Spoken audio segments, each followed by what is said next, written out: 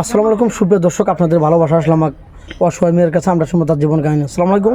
ওয়ালাইকুম আসসালাম। হ্যাঁ বলেন, আপনার দেশের বাড়ি কোথায়? ফরিদপুর রাজবাড়ি। ফরিদপুর রাজবাড়ি না? তোমার ফ্যামিলিতে এমন কে কে আছে আগে বলো তো আপু। আমার আম্মু আছে, আমি আর আমার এক মামা আছে, আর মামার একটা ছোট মেয়ে আছে। ও আচ্ছা, তাহলে আমরা তো জীবন যাপন কিভাবে কার উপর নির্ভরশীল? আমার মামার উপর, ও আর আমার মামাই সব কিছু করে। আমার বাবা মারা গেছে, এর জন্য আর কি মামার উপরে সব কিছু চলতেছে। ও তাহলে তো অনেকটা, মানে একজনের উপর যদি 5-7 জন 10 জন খাওয়া হয়, আজকাল সব জিনিসের দাম বাড়তে, যাতে চলা খুব কষ্ট হয় না তোমাদের চলা? হ্যাঁ, অনেক কষ্ট হয়। তুমি কি কিছু করছো, টিউশনি করো নাকি পড়াশোনা করো, কোনটা? না, আমি পড়াশোনা করি। পড়াশোনা সামনে এসেছে দিবে? জি। ও তো যাই হোক, আমাদের ভিডিওর ক্যামেরার সামনে আসছো কি বিয়ের সাথে জন্য নাকি কিছু অর্থ সহযোগিতার জন্য? যদি ভালো মানুষের একটা দেখা পাই বা তাকে সে আমাকে বিয়ে করে, এরকম আর কি। ও বুঝতে পারছি। যাই হোক, তোমার কি বাড়ি ভিটা কি আছে? মানে অনেক প্রবাসী ভাই আছে, তা সে সর্বশান্ত হয়ে গেছে, তো তোমার বাড়িতে এসে বাড়ি করে তোমাকে নিয়ে চলে ফিরে খাবে, এরকম কি জায়গা আছে বাড়ি করার মতো? না, এরকম তো আমার মামার জায়গা নাই, আর আমাদেরও নাই। ও আচ্ছা, মামার যতটুকু আছে আর কি, থাকা যায় আর কি। মোটামুটি থাকার মতো। হ্যাঁ। তো ওটা তোমার মামার, তোমার না তো? না, এটা তাহলে তোমাকে বিয়ে করে তার বাড়িতে তোমাকে নিয়ে যেতে হবে। জি।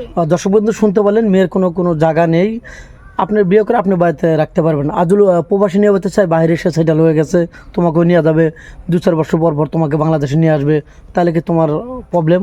না, আমার কোনো সমস্যা নাই। সমস্যা নেই, তোমার আম্মু কান্নাকাটি করবে না? তাকে কি বুঝ দেবে?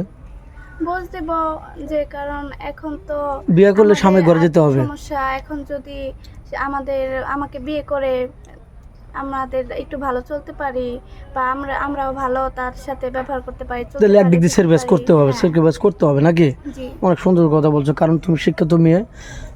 তোমার ভিতরে যে ভালো কথা আসবে এটা সবাই জানে বা আমরা বিশ্বাস করি। যাই হোক, কোনো প্রবাসী বাইরে ওয়াইফ মারা গেছে, বা 20-50 লক্ষ টাকা নিয়ে এসে চলে গেছে, তাকে সর্বশান্ত করে ফেলেছে, এখন ওই ক্ষেত্রে কি তোমার কোনো আপত্তি থাকবে?